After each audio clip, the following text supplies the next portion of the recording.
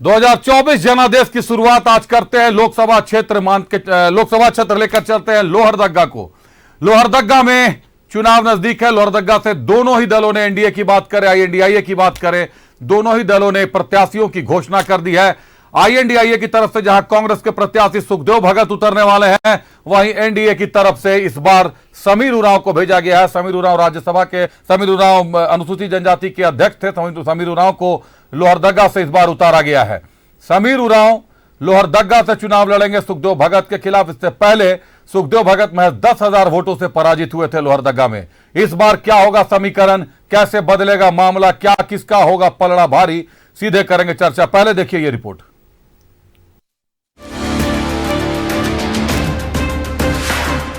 Lohardaga seat अनुसूचित जनजाति के लिए आरक्षित है।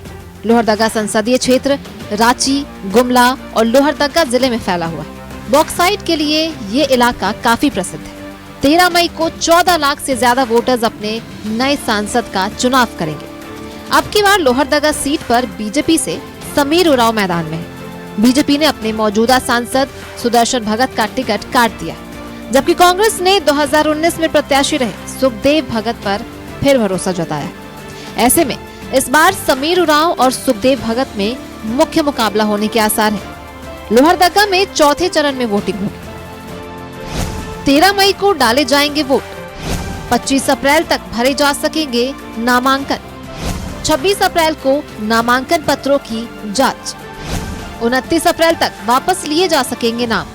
2019 के मुकाबले 2024 में लोहरदग्गा संसदीय क्षेत्र में अप्रत्याशित तौर पर 16.5% से ज्यादा वोटर बढ़े। लोहरदग्गा में महिला मतदाताओं की संख्या पुरुष वोटर्स से ज्यादा है। कुल मतदाता 14,27,022, पुरुष मतदाता 7,07,402, महिला मतदाता 7,19,616, first time voters 28,197। Lohardaga seat पर अनुसूचित जनजाति का खास दबदबा है। इस संसदीय क्षेत्र में विधानसभा की 5 सीटें हैं। लोहरदग्गा संसदीय क्षेत्र में विधानसभा की 5 सीट, मांडर, सिसई, गुमला, लोहरदग्गा और बिशनपुर। विधानसभा की सभी 5 सीटों पर इंडिया का कब्जा। मांडर और लोहरदग्गा सीट पर कांग्रेस के विधायक, गुमला, सिसई और बिशनपुर में जेएमएम के विधायक। अभी तक लोहरदग्गा सीट पर कांग्रेस और बीजेपी के बीच कड़ी टक्कर देखने को मिलती रही है। 2009 से 2019 तक सुदर्शन भगत लगातार 3 बार सांसद चुने गए। बीजेपी के सुदर्शन भगत ने दर्ज की थी जीत। सुदर्शन भगत को मिले थे 3,71,595 वोट। कांग्रेस के सुखदेव भगत को मिले थे 3,61,232 वोट। सुदर्शन भगत ने 10,363 वोट से दर्ज की थी जीत। लोहरदग्गा सीट पर 2009 से बीजेपी का दबदबा है। लगातार 3 बार बीजेपी ने जीत दर्ज की थी। हालांकि 2019 में जीत का अंतर सिर्फ 10,000 वोट थे। ऐसे में 2024 के महासंग्राम में मुकाबला बेहद दिलचस्प होने वाला है। Bureau report, news 11 Bharat.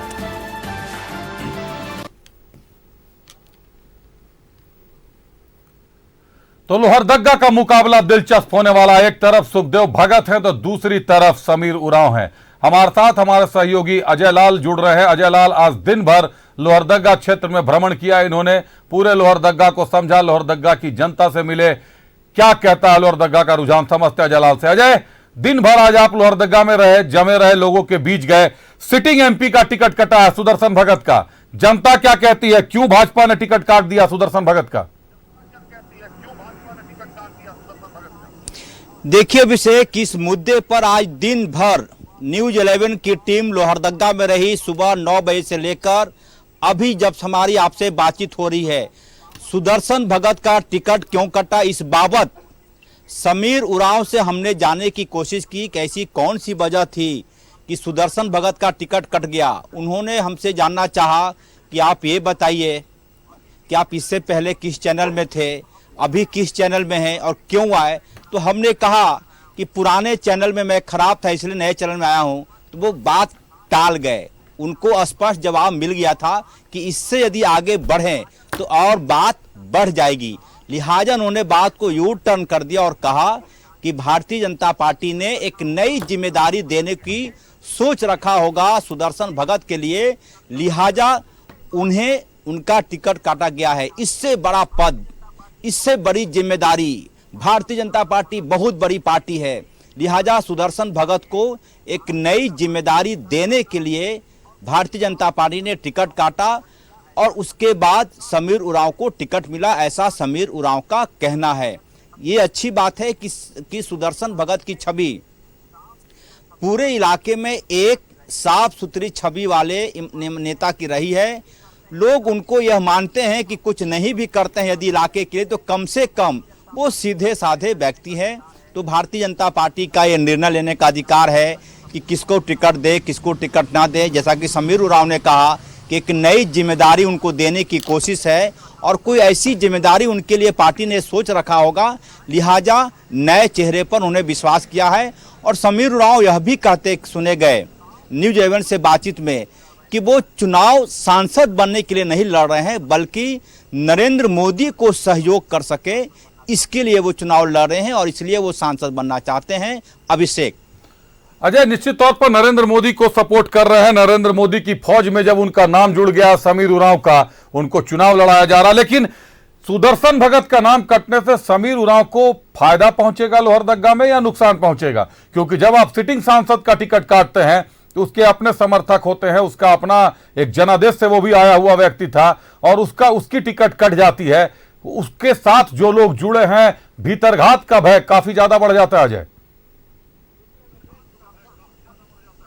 देखिए अभिषेक, सुदर्शन भगत उस इमेज के नेता नहीं है कि वो पार्टी में भीतरघात कर सके।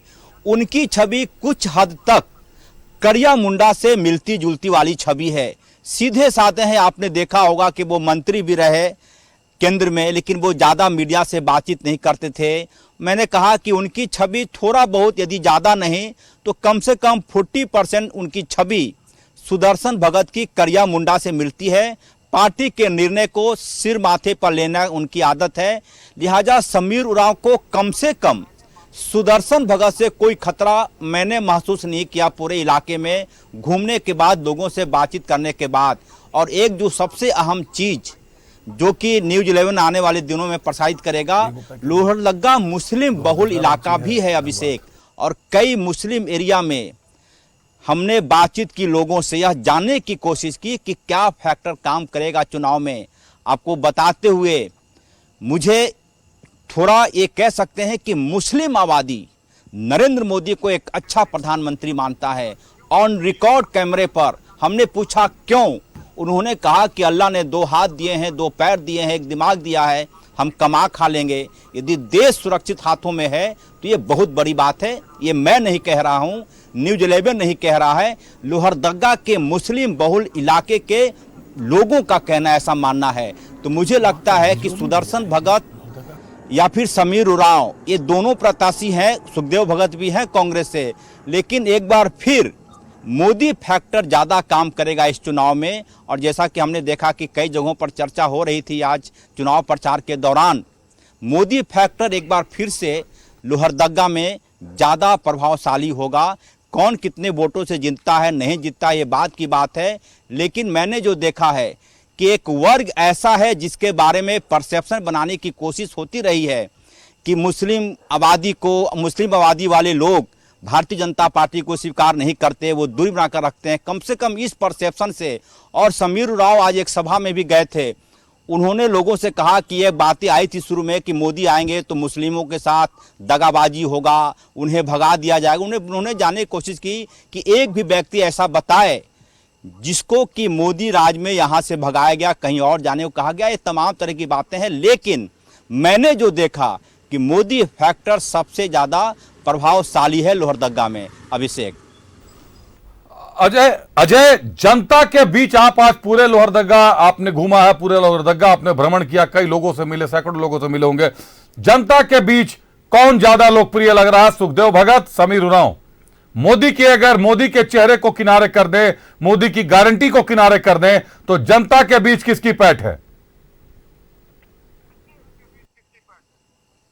देखिए राहुल गांधी को भी लोग पसंद करते हैं, कांग्रेस को भी चाहने वाले लोग हैं, लेकिन जब कंपेयर की बात होती है, तुलना की बात होती है, तो नरेंद्र मोदी 21 साबित होते हैं। राहुल गांधी में वो युवा नेता हैं, पूरी जिंदगी उनकी है, पूरा लाइफ उनका पड़ा हुआ है, अच्छे प्रधानमंत्री साबित होंगे भविष्य में। लेकिन अभी के वक्त में, इस दौर में जब हमारी आपसे बातचीत हो रही है, लोगों के बीच चर्चाओं का दौर है, लोग राहुल गांधी को पसंद करते हैं, उनके कार्यकलाप को पसंद करते हैं, लेकिन जब आप किसी भी तरह से उनसे जानना चाहेंगे कि बेहतर कौन, सवाल का जवाब नरेंद्र मोदी का आता है। कुछ लोगों को हो सकता है यह सुनने में बुरा लगे, कई तरह के हो सकते हैं तर्क वो देने की कोशिश करें, लेकिन जब आप तुलनात्मक लोगों से बातचीत करेंगे, कोई भी सवाल लेकर चले जाएं, लोग यही बोलेंगे कि मोदी अभी के मौजूदा वक्त में अच्छे प्रधानमंत्री हैं, अच्छे नेता हैं।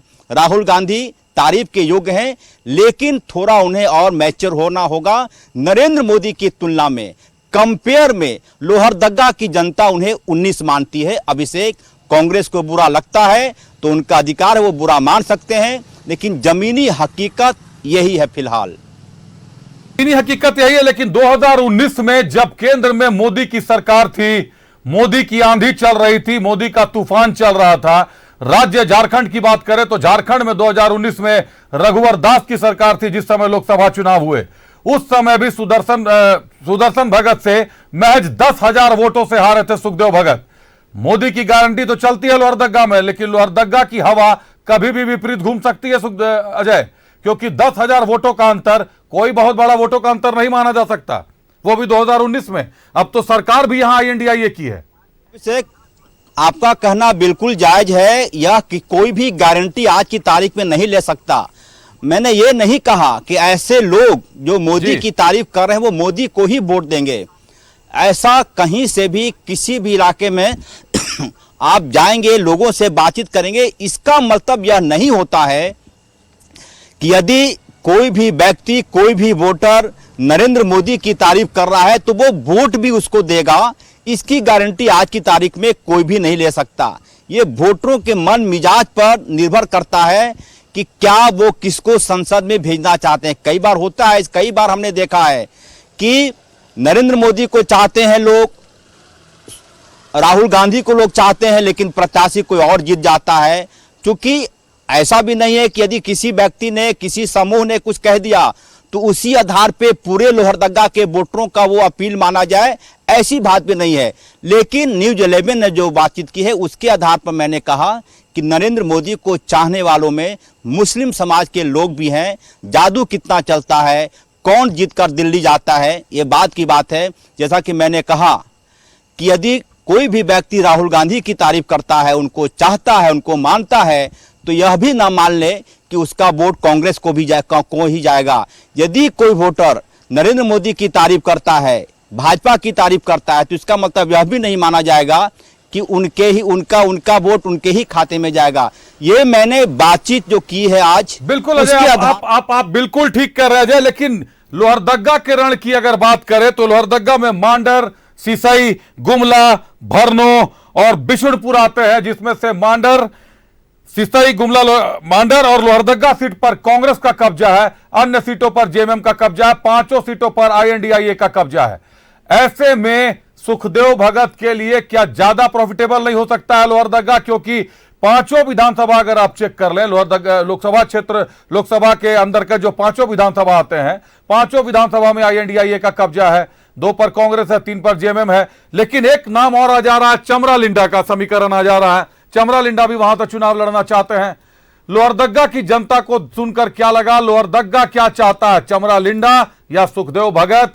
कौन ज्यादा लोकप्रिय दिखाई दे रहा है अजय? देखिए, हमने सुखदेव भगत से भी आज बातचीत की, हमने समीर उरांव से भी बातचीत की, हमने वहां के लोगों से भी बातचीत की। देखिए अभिषेक, आज का जो दौर चल रहा है वो पूरी दुनिया एक मोबाइल फोन में आकर सिमट गई है। कहां क्या हो रहा है, कहां कौन सी घटनाएं हो रही है, क्या परसेप्शन बन रहा है, ये तमाम लोग मिनटों में जान जाते हैं। अब वो 1980 का दौर रहा नहीं कि कोई घटना हुई नहीं कि उसको लोगों तक पहुंचते पहुंचते देर लग जाती थी। जब लोकसभा का चुनाव होता है तो आपको जानकारी मैं दे दूं कि इसमें चेहरा यह देखा जाता है कि कौन सा ऐसा चेहरा होगा जो देश का नेतृत्व करेगा। आपको मैं बता दूं कि लोगों में यह भी बात हो रही है कि चलिए भारतीय जनता पार्टी हार जाती है तो फिर क्या होगा, गठबंधन में कौन प्रधानमंत्री बनेगा, क्या कोई ऐसा चेहरा भी आ जाएगा जो कि कहीं से तस्वीर में सामने नहीं है। ऐसी चर्चाएं भी वोटरों के बीच खूब चलती है। अब जैसा कि मैंने कहा कि 1980, 1960, 1970, 1985 का जमाना अब नहीं है कि कोई बातें आते आते अब अमेरिका में क्या हो रहा है, यूक्रेन में क्या हो रहा है, लोगों के मोबाइल में क्षण भर में चीजें आ जाती हैं। लिहाजा लोगों का मन मिजाज अब एक तरह से लोकसभा का चुनाव और विधानसभा का चुनाव लोग डिफर करते हैं कि हमारे लिए देश कौन बचाने वाला है, देश किसके हाथों में सुरक्षित रहेगा। जब विधानसभा की बात होती है तो यहां हमारे लिए कौन विधायक होगा, कौन ट्रांसफार्मर ठीक करा सकता है हमारे इलाके का, कौन हमारे घर में घर का कूड़ा उठवाने की हिम्मत रखता है, कौन घर जल योजना ला सकता है। और जब लोकसभा का चुनाव होता है अभिषेक, तो ये देखा जाता है कि ऐसा कौन सा व्यक्ति है जो देश को एक रख सकता है, देश को सुरक्षित रख सकता है। तो ये तमाम चीजें हैं। वोटर हमसे आपसे ज्यादा समझदार है। लेकिन कई बार तो अजय तो ये भी खड़ा हो जाता है कि INDIA के पास तो अभी तक ऐसा कोई चेहरा ही नहीं बचा है, कोई ऐसा चेहरा ही उन्होंने प्रेजेंट नहीं किया है जिस पे भरोसा कर वोटर केंद्र का नेतृत्व सौंप दे। राहुल गांधी की आप बात कर रहे थे या किसी भी और की भी बात कर रहे थे, कोई ऐसा चेहरा अभी तक INDIA को लीड नहीं कर रहा है जिसको जनता प्रधानमंत्री के रूप में देखे। बिल्कुल वैकेंट सीट है, एकदम केवल एक चेहरा दिखता है प्रधानमंत्री के तौर पर, नरेंद्र मोदी का चेहरा दिखता है, उनके अलावा और कोई चेहरा कंपटीशन में नहीं आया है। कहा जाता है कि चुनाव जीतने के बाद निर्णय लेंगे और सर्वदल मिलकर यह निर्णय लेंगे कि कौन देश का प्रधानमंत्री बनेगा। बहरहाल तमाम जानकारियां आपने दी, बहुत धन्यवाद आपके जानकारियों के लिए, हमसे जुड़ने के लिए। अजय, नजर बनाए रखिएगा, लोहरदग्गा तकनीकी रूप से बहुत मजबूत